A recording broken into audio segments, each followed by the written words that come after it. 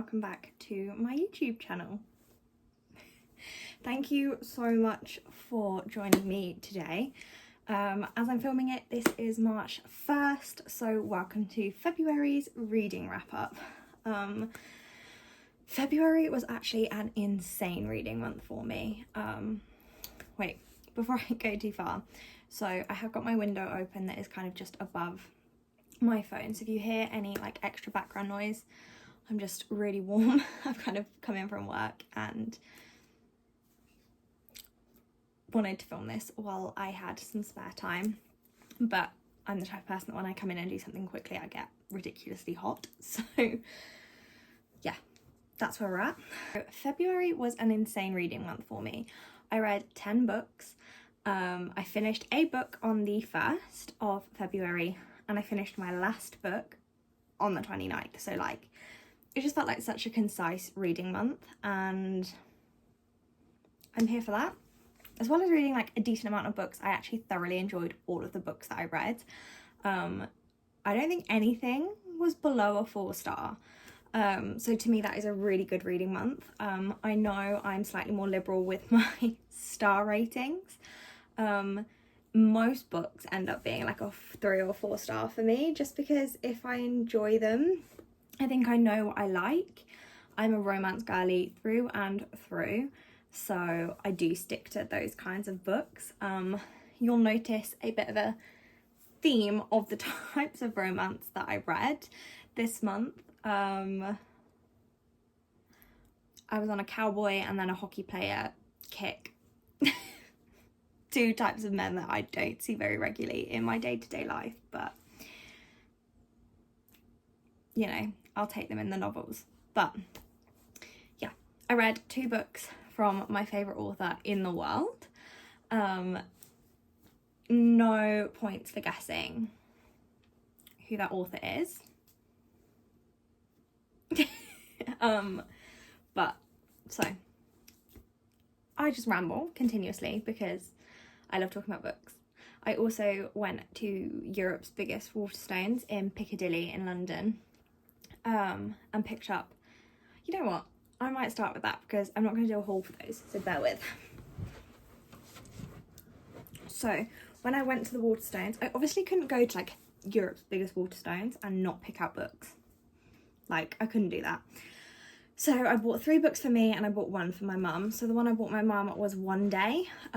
She's watched the series and I loved it. And she's the type of person that once she's watched it, she finds it easier to read afterwards. So I bought her that.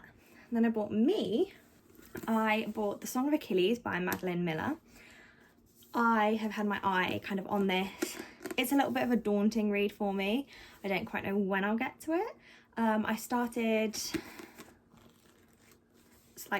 a tiny bit while I was in London, in the cafe in Waterstones. So I started a tiny bit and I don't know how I feel about it yet. I think it's going to take me a minute to get into because it's quite different from my normal reads, but it's been on my radar for a really long time, so I thought suck it up and just buy it.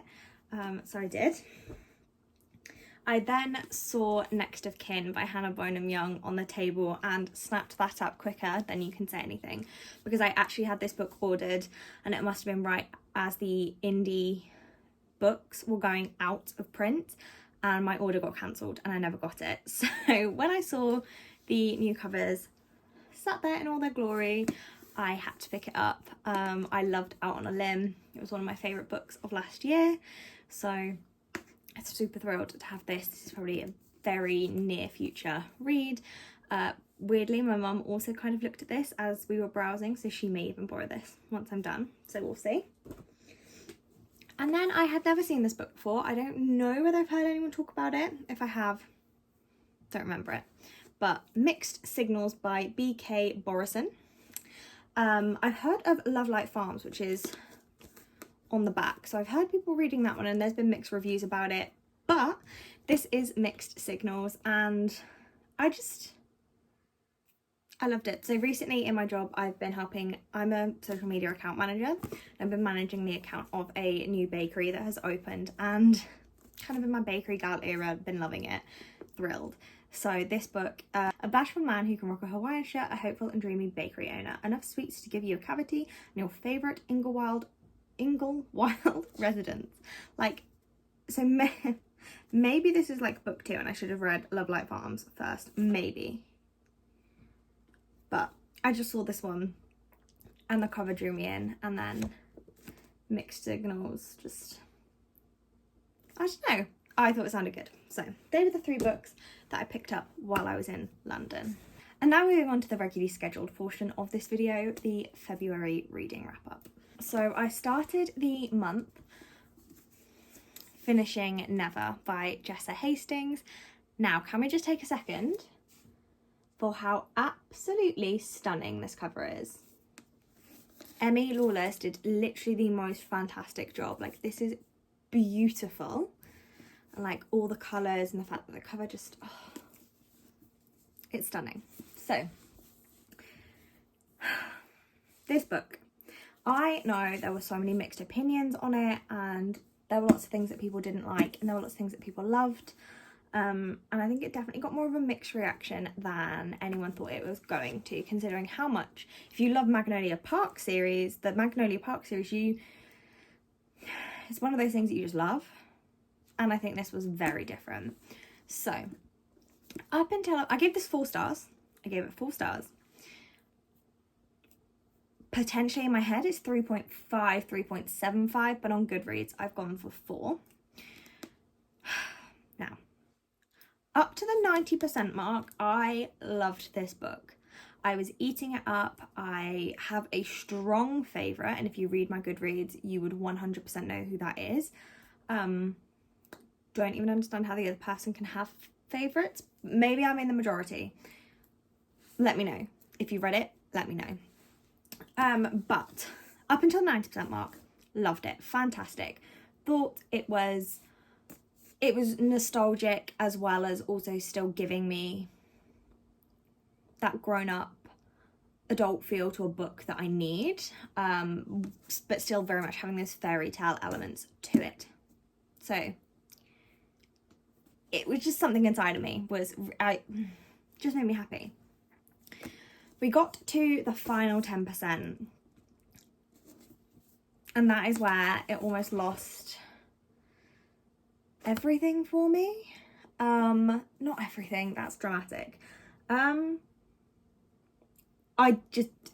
didn't like the ending, and it made me really sad. And I understand that it's a series, so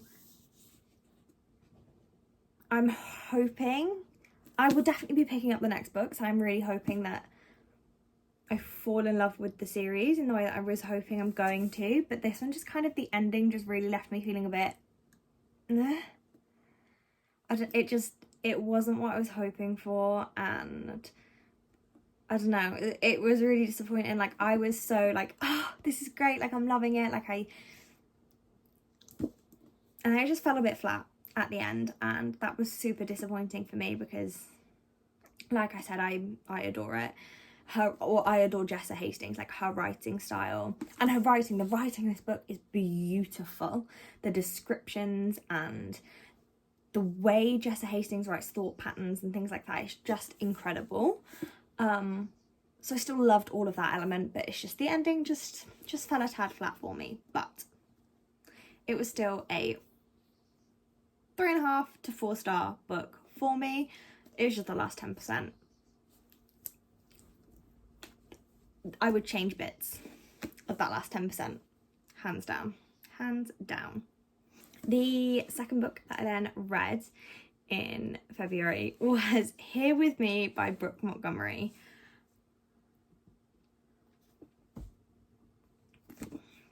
If you haven't read the Sugarland Creek series and you enjoy cowboy romances, yeah, give it a go. This book in particular is an ex-boyfriend's dad trope. Yeah, these were spicy.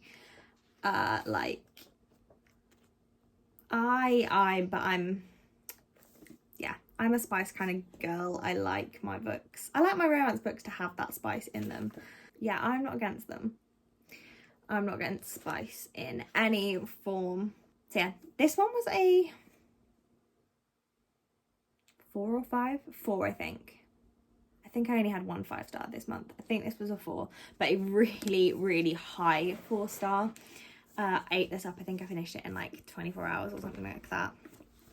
Like literally finished this one, and I bought the second one instantly because I really liked her writing. I love a small town romance, I really do, and I was just having like a cowboy kick at the time, and I loved Elsie Silver, so I loved the Chestnut Springs series, so I was thrilled to find some more cowboy romances to like fall in love with, and this did not disappoint me.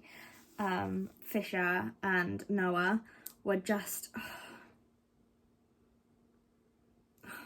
they were just lush. The age gap thing didn't bother me. If an age gap really isn't your thing, I'd have a read around and just check the premise of this book. But it's not like, she's not a child, she's not a teenager, she's in her 20s. So for me, that the age gap was like, she's an adult, she can make those decisions herself. But yeah, this was my second book and it was phenomenal. I then stuck with my cowboy kick for book 3, and I picked up Done and Dusted by Lila Sage. I got this for Christmas, so was really thrilled to then get to it and read it. This one was a brother's best friend, is that it? Yeah, brother's best friend, small town romance, and again, I adore a small town romance, and I can totally understand why so many people have loved this. Sorry, I'm having real issues with how I want my hair today. I can see why so many people love this. I think this was I don't know. I wrote all my books in order on my iPad that's above you because I film on my phone, which has my Goodreads, but I was stupid and forgot to write these stars. So yeah, I think this was a 4 or a 5-star. Can't remember, but 4 probably. I feel like I remember my 5 stars, so I think this was a 4-star read. But yeah, again, small town, cowboy, with the brother's best friend element. I'm looking forward to the next one big time. I think it will be fantastic. So, yeah. We then moved to book 4 of the month, and Stay With Me by Brooke Montgomery had arrived. And this is a best friend's brother. Small town romance set in the same universe as Here With Me. So it's the main girl from Here With Me's best friend, and then the main girl from Here With Me's brother. And yeah, so you know from the first one, I don't want to give too much away, but you know things going into this one from the last one. And if you've watched anything on Brooke Montgomery's, this is a pregnancy trope romance. And I know that really isn't some people's thing, but it doesn't bother me. I don't mind it as a trope, and I thought this one was actually done phenomenally. And if maybe it's not normally your thing, potentially give this one a go and see what you think, because I don't know, I think this one was done really, really well. I thoroughly enjoyed, so I would recommend. We then moved into my second romance sort of genre obsession of the month, and The Deal by Elle Kennedy. So we are now firmly in a hockey boy romance stage. I again got this book for Christmas, so I was really thrilled to pick this one up.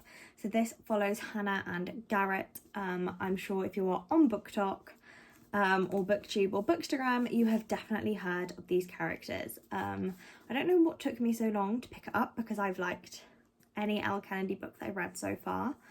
But it was never really on my radar. But then I thought, oh, look at I think it wasn't on my radar because I really didn't like the original covers with the people on them. That's not my kind of cover. It wasn't that fussed. But then these come out and they look stunning. So was really thrilled to pick these up, or this one up, for Christmas. And this was a solid 4-star read. This is probably going to be one of my favourite series for a while. I loved all of the characters, the found family, just the budding friendships and the camaraderie between them.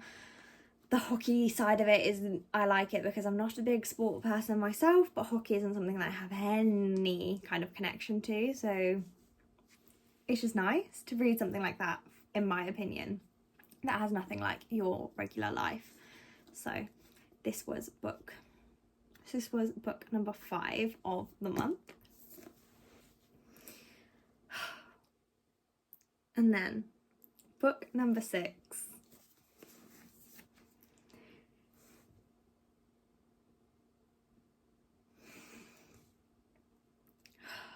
Book number 6 is Into the Dark by Jessa Hastings, and there's no point even trying to deny that this was a firm 5-star from the second I opened the pages.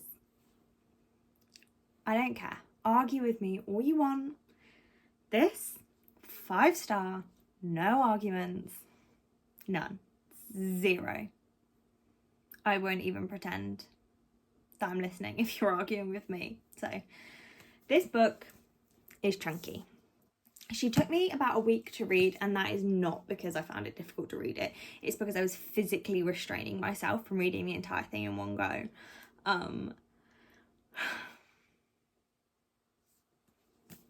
I'm so beyond sad that this series or these characters' point of views are over. I know the series isn't over, but I am a Magnolia and BJ girl through and through. I am a BJ Ballantyne apologist, and I don't care. I was rooting for the right guy the whole time, okay? I was. I'm not going to give spoilers, although that may kind of be, and I'm really sorry. But I don't think it comes as any surprise. Jessa Hastings herself has announced how much BJ was always endgame for Magnolia. So, this book was phenomenal. I cried, like I fully sobbed at this book, and I've sobbed since, reading quotes, seeing videos, all that jazz, like,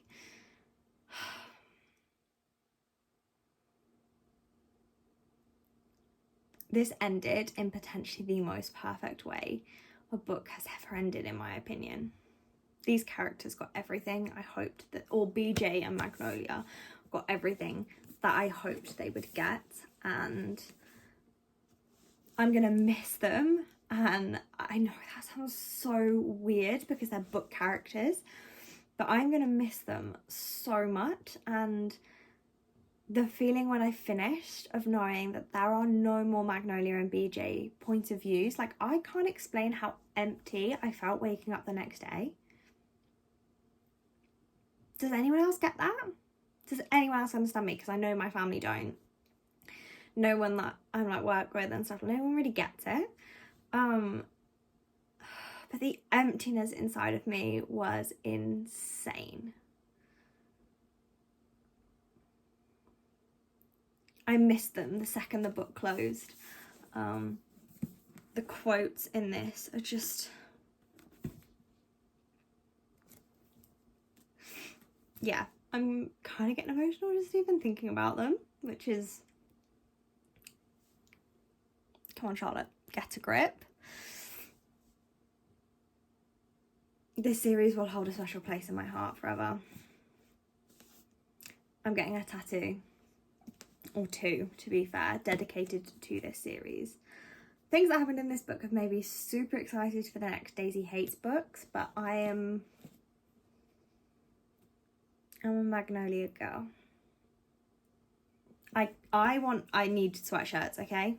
Anyone that's listening, Enlightened Soul, sweatshirts for Into the Dark. I'll buy them, instant. But yeah. I could talk about this book and I could read you quotes from this book for hours on end.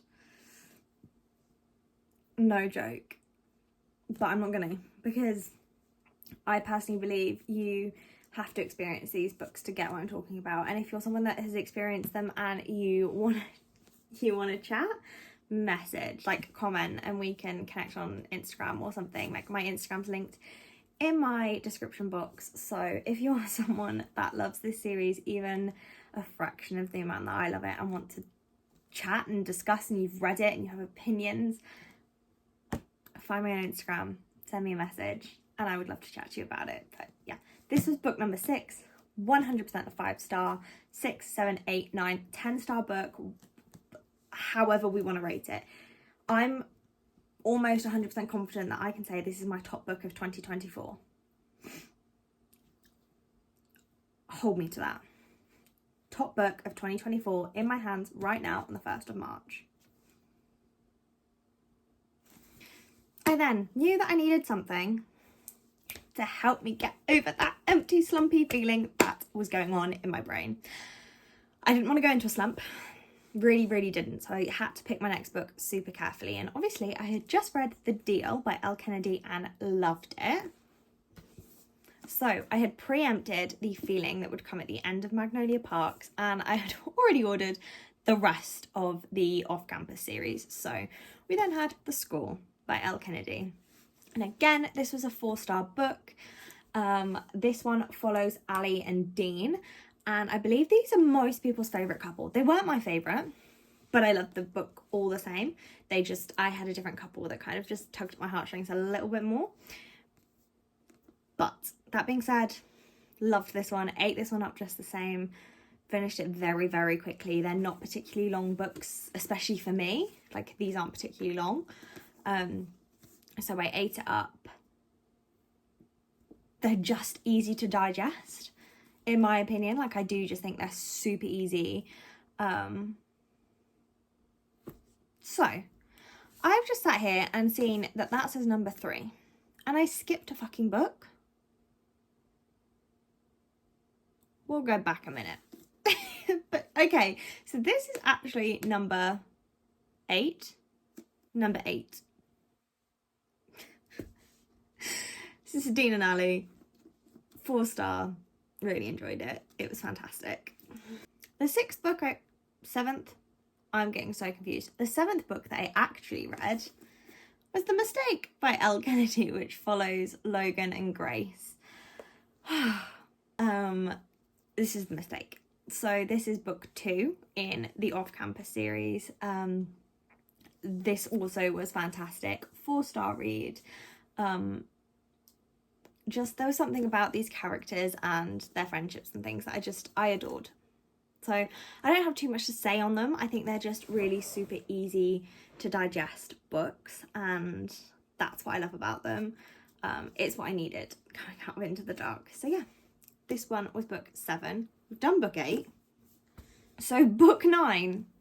Can you sense the theme of where I might be going with this? Is The Goal by Elle Kennedy. So this is book 4 in the off-campus series, and this one was my favourite. So this one follows Tucker and Sabrina. This is a pregnancy trope book. Yeah. This was my favourite. John Tucker was... Yes, thank you. And I just loved Sabrina's like bad bitch energy. I did. I enjoyed it. You knew a decent amount of what this book was going to be by going from the previous one.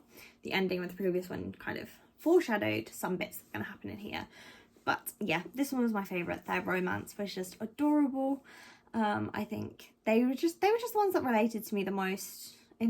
Which sounds weird because there's no pregnancy trope going on in my own life, thank God.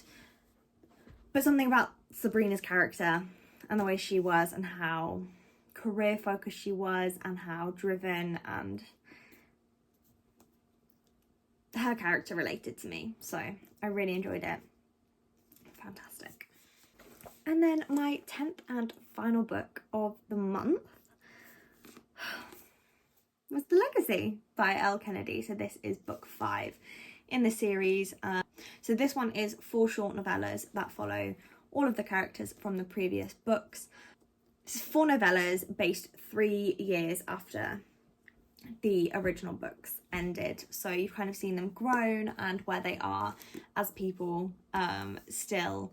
It's just, this one to me is like a really happy, there are deeper bits in it, but it's a really happy, feel good end to a series that I know a lot of people had loved for a really long time when it was being released. I've obviously read it all in one go, but I know a lot of people like fell in love with it as it was being released, and this was just a really beautiful way for them to then revisit all of their favourite characters once the series had ended, and just kind of get a little bit of an update on where they all are.